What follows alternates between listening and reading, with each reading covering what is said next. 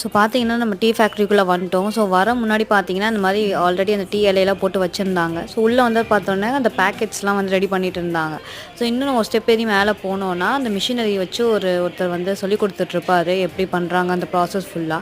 So இங்கே வந்து நான் வந்து அந்த மிஷினரிக்குள்ளே வந்து என்ன போயிட்டுருக்குன்னு பார்த்தேன். பட் இங்கே வெறும் பாக்ஸஸில் தான் அந்த இலை இருந்துச்சு. ஸோ மிஷின் ஆனில் போயிட்டு இருந்துட்டு பட் உள்ளே ஒன்றும் பெருசாக இல்லை. பட் பார்க்கும்போது என்னென்ன மிஷின் வச்சு இவங்க யூஸ் பண்ணுறாங்க, எப்படி அது வந்து டீ லீவ்ஸ் வந்து டீ பவுடர் ஆக்குறாங்க, நம்ம அந்த இதெல்லாம் பார்க்கலாம். ஸோ பார்த்துட்டு வெளியில் வரும்போது பார்த்தீங்கன்னா இங்கே ஒரு சூப்பர் வியூ இருந்துச்சு.